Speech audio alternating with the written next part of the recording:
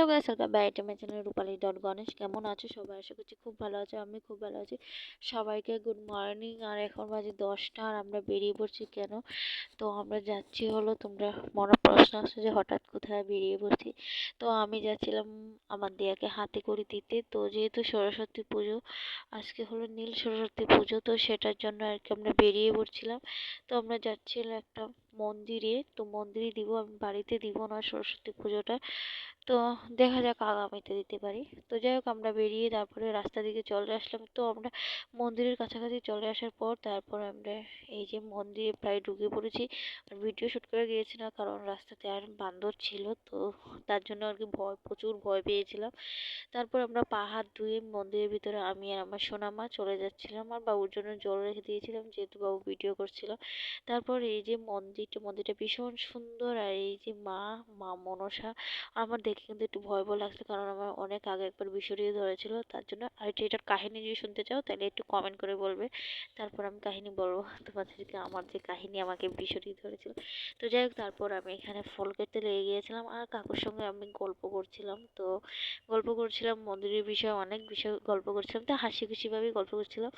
তারপর আমি এখানে কিন্তু সকালে স্নান করে নিয়ে তারপর বেরিয়ে পড়েছি। তারপর আমি যে ফল মিষ্টি এগুলো নিয়েছিলাম সেগুলো আর কি এখানে বাটা সাজাচ্ছিলাম। আমি কিন্তু বাটা নিইনি, কাকুর এখান থেকে বাটাটা আমি নিয়েছি। তো যাই হোক, এখানে ফল টল কাটার পর এখানে সব কিছু রেডি করার পর তারপর এই জায়গাটা পরিষ্কার করে নিলাম। কাকুর এখানে বললাম যে কী করতে হবে আমাকে বলো, তারপরে আর কি। তো কাকু এখানে জাস্ট ইয়ে করলো। তারপর আমি একটু শিবের মাথায় জল ঢেলে দিলাম। তো ঘড়িটা বেশ সুন্দর। আমার আসলে ভয়ও করছিল একা, কাকু এখান থেকে চলে গিয়েছিল আর আমি কিন্তু এখানে শিবের মাথায় একা একা জল ঢালছিলাম।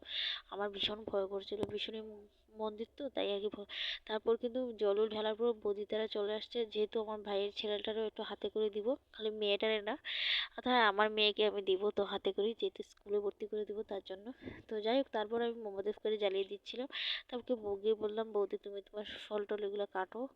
মানে আমি বৌদির ফলটাও কেটে দিচ্ছিলাম, কিন্তু মানে অন্য কাজগুলো বৌদি করছিল। তো যাই হোক, এখানে আর কি ধূপ করে মোমবাতি আমরা দুজন মিলে জ্বালিয়েছি। আর এখানে ব্রাহ্মণ পুজো হচ্ছিল, মানে কাকু পুজো করছিল।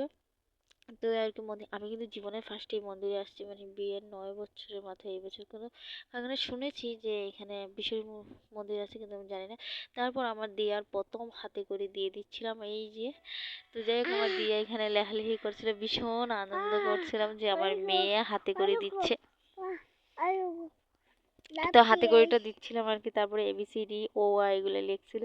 তো একটু মজা লাগে না হাতে করে দিনটা আসলে। তো আমি দিয়াকে শাড়ি পরিয়ে নিতেছিলাম, কিন্তু নিলাম না, কারণ দিয়া হাঁটতে পারবে না, আর তাই আর কি। তো যাই হোক, এখানে আর কি হাতে করে দিচ্ছিল আর আমি একটু ভিডিও টিডিও আর কি করছিলাম, আমার বোন করে দিচ্ছিল। তারপর আমি আর কি এখানে দিয়াকে একটু পড়াশোনা করেছিলাম, তো পড়ছিল না। তো যাই হোক, এখানে মুখে বলে দিয়ে একটু মানে তারপর আমার ভাইয়ের ছেলেকে হাতে করে দিচ্ছিল, তো ও আর লেখাচ্ছিল স্লেটে, তার স্লেটে তাকে লিখিয়েছে। তো যাই হোক, এইখানে আবার করছি কি জানি, এখানে আবার ও আ পড়াচ্ছিল দিয়াকে। তো দিয়া পড়বে না, একটু ঝ্যাং উঠে গিয়েছে। তারপরে আর কি আমরা সবাই মিলে অঞ্জলি নেওয়ার জন্য একদম প্রস্তুতি নিয়ে নিলাম। তারপরে আমি যেহেতু ভিডিও করছি, কাকু বুঝতে পারছিল, তো ভিডিও আমি এখানে করে তারপর আমরা পুজো টুজো কমপ্লিট করে আমরা বাড়ির জন্য একদম রওনা দিয়ে দিলাম। তো কেমন লাগলো তোমাদের ভিডিওটা একটু বলবে। কাকু কিন্তু আগিয়ে দিচ্ছিল বান্দরের জন্য, আর এখানে কোয়ার্টারে দেখতে পাচ্ছ। তো যাই হোক, এখানে বাড়ির থেকে আমরা বেরিয়ে পড়েছিলাম। তো বাড়ির থেকে বেরিয়ে মানে মন্দির থেকে বেরিয়ে আমরা চলে আসলাম বাড়িতে। তো বাড়িতে এসে লাস্ট আমাদের ভিডিও শ্যুট করা। তো ভিডিওটা কেমন লাগলো, ভালো লাগলে অবশ্যই লাইক শেয়ার কমেন্ট অবশ্যই করো, পাশে থাকবে, সঙ্গে থাকবে। তো এই পর্যন্ত ভিডিও, আর আমি কিন্তু চেঞ্জ করে নিয়েছি, আর আমি চা বানিয়ে খাচ্ছি, তোমাদের সাথে শেয়ার করলাম। তো টাটা সবাইকে।